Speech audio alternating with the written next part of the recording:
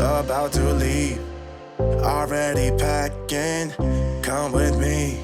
I'm not really. Hello friends and enemies, welcome back to Happy For Now. It's me, Isabel, here with my mid-month check-in. We're going to talk about the 14 books I've read, kind of. So there are like 5-ish books I'm not even going to talk about, and I'm sorry, but you'll have to watch a vlog in a few weeks for that. I think it takes away the fun if I talk about them now for this vlog, but I promise it's worth the wait. But I also have 2 DNFs from this month already, which is wild. I always say I'm going to be better about DNFing books, and I never am, and then this month I've DNF'd 2. So here we are. But let's dive right in. First we'll talk about my 2 DNFs of the month. And those are 7 Sins of Snow. I don't even know the author. I tried to read this for the Love in the Night readathon, and I was bored. I got about 30% in and I was bored, which I should never be bored in like a reverse harem in my opinion. I should always be pretty engaged with the story and curious to where it's going. This is like a vampire Snow White retelling, inspiration situation. I think it's more of an inspo than a retelling. And I hated it. I just was bored. I didn't like the writing. It was not pulling me through. I was very interested, and then it just like took a nosedive, and I was just like, I'm not gonna listen to 6 more hours of this, so I DNF'd it.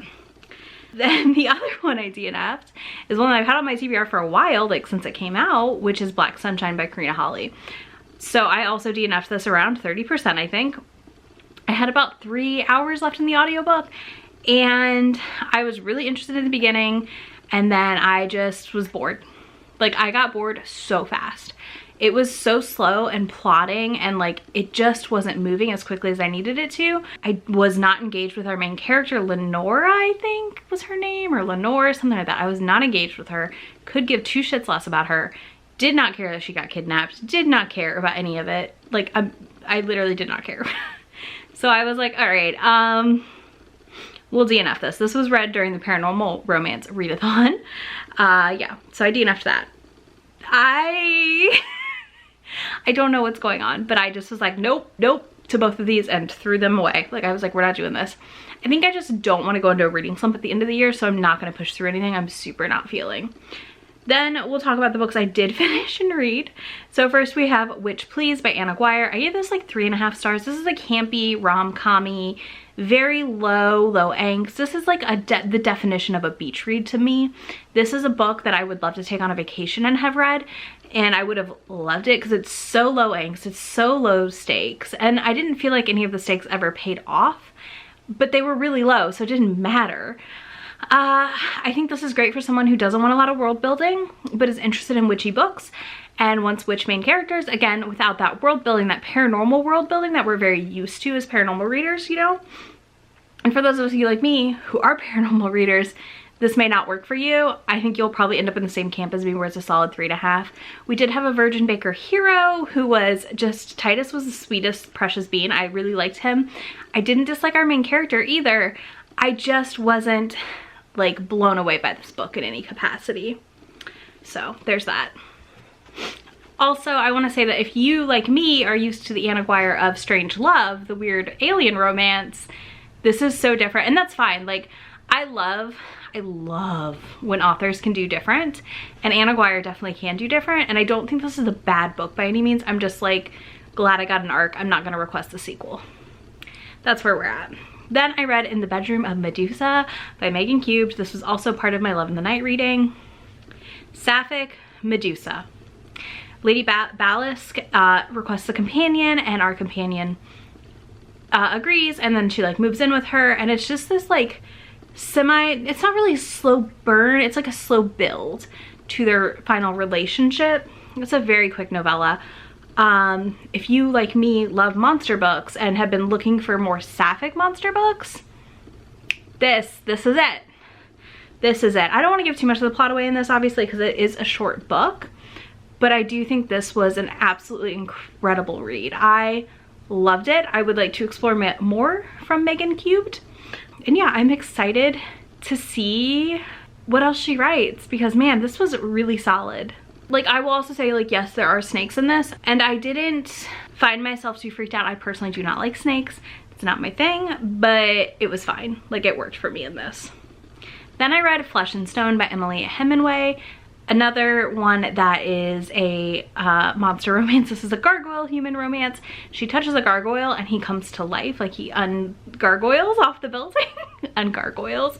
I don't know, whatever, you transforms, kind of, but not really. And she ends up taking him to her apartment and they hook up, and the live show for the reading Spencer Love in the Night, we had a whole discussion about like how big is he? I'm not really sure. His tongue size, a lot of things. This was hot. This was really fun. This is an absolutely delightful monster romance that is short and quick and just punchy, but we also leave with an ending that is very satisfying. And also, if Emily decides to write more in this world, we have a good setup for more books without it being like, I will be sad if there's not more. So highly recommend. This was also, both of these were like 4 stars for me. So next we have the 5 books I read for the video you have coming towards the end of the month. So be on the lookout. I'm not gonna tell you.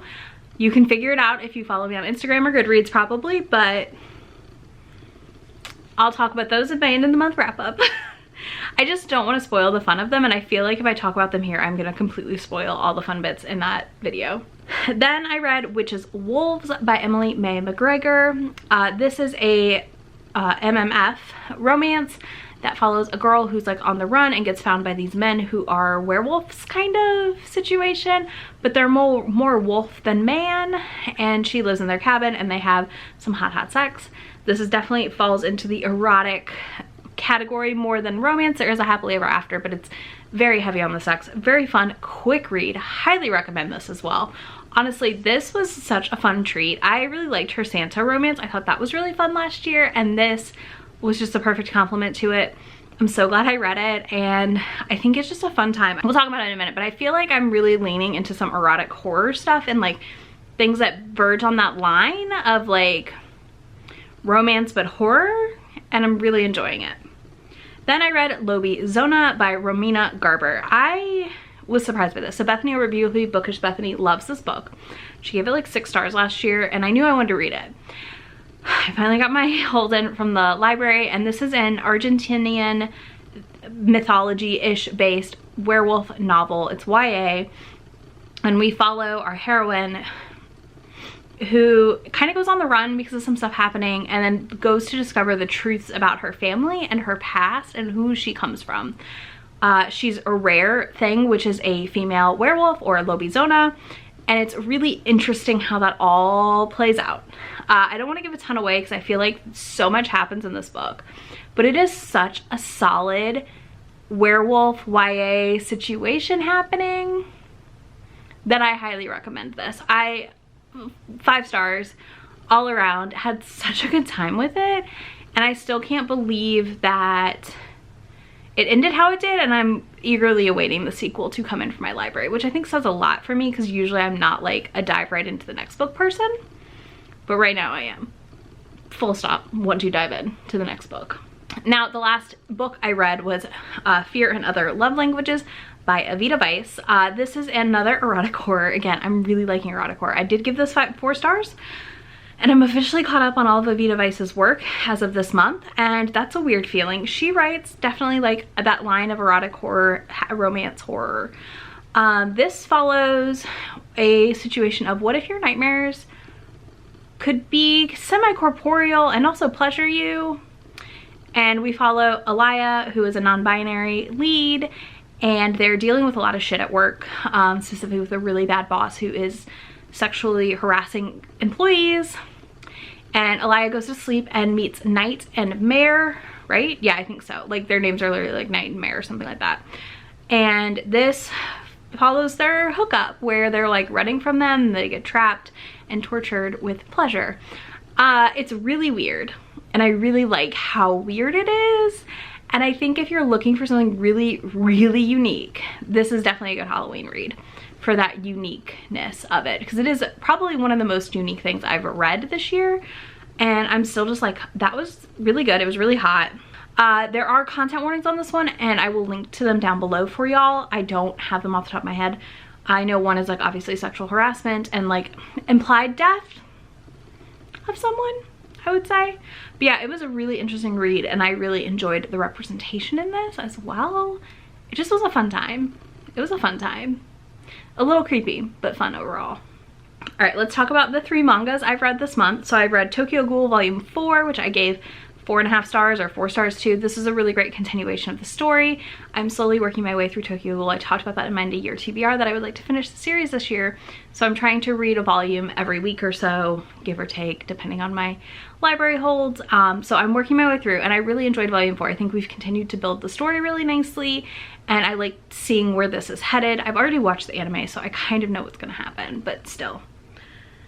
I also read Volume 2 of Chainsaw Man, which I gave 3 stars to. I really liked the first volume of Chainsaw Man. I did a first impressions a while ago where I read it. I can link it for y'all if you're interested, but yeah, I really liked it. It's a very gory manga, and it's kind of funny because like he just like wants to touch boobs, and it cracks me up personally. I'm usually not huge into the like fan service aspects of some of these mangas, but this one just amused me.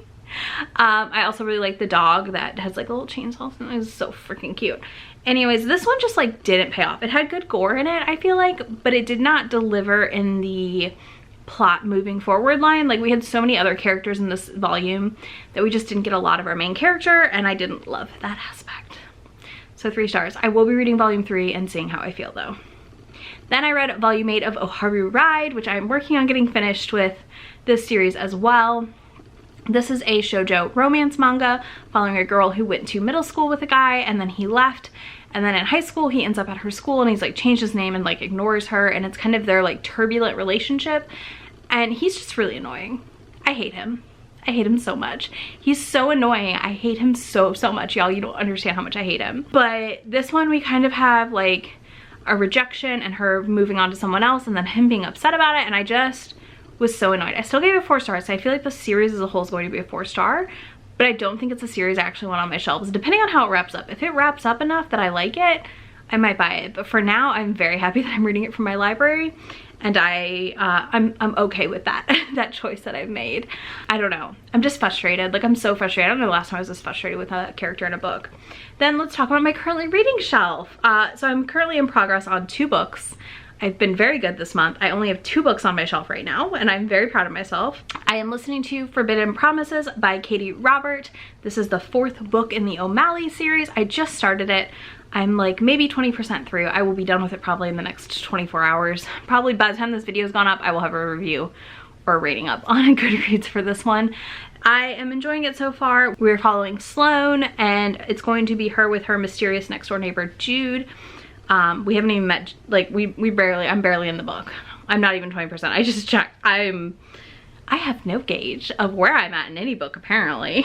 I am 3%. So yeah, I just started this. I'm curious. I plan on reading it a lot over the next 2 days and finishing it before this video even comes out probably. So I think it will be another 4-star. I really like the O'Malley series by Katie Robert. It is her Irish Mafia series, and it's kind of when you can tell she leaned into her a little bit wilder style of writing. I'm also reading Break by Lucy Smoke. I've talked about this before, I think in a TikTok TBR that I did. And I'm reading, so the first volume contains Study Break and Tough Break. So I'm currently on Tough Break. I've read Study Break, which is like book 1 in the series, but it's no longer available that way. You can get it either as a bind up of all 4 books, or bind ups of books 1 and 2 and 2 and 4. Or 2 and 4? 3 and 4. I'm reading them the bind up way with the 1 and 2 together, because if I don't like book 2, I want to just bail. This is about a girl named Jamie who gets trapped in the library with 4 boys who all have crushes on her, and they end up spending the night having a whole lot of sex, and it is hot. It was really fun. There's some like silly but okay B-plot around like her trying to rush for a sorority and issues around that, and that's been okay. Volume 1, honestly, like book 1 was really good overall. I had a fun time. These are short and quick, like 100-page-ish books, so you're not gonna spend a ton of time with them, but they are packed full of sex. And honestly, I really like all of the male characters in this one, which is surprising. I feel like when I read reverse harem, I usually don't like all the guys, and I actually really like all the guys in this one. So I'm reading that right now. Those are the only 2 books I'm reading, and I'm happy about it. I'm very happy about it. Yeah, that is all of my reading for this half of the month so far. I would love to know what you have read so far this month and loved. And if you don't want to do that, you can leave me a bat emoji in the comments. I'll have links to everything that I talked about in that description box, as well as links to be my friend anywhere on the internet. And I will talk to y'all very soon. Bye. About to leave, already packing. Come with me, I'm not really asking. We'll get away to a place where we don't know. About to see the world in action, what we can be, life with no distractions. We'll get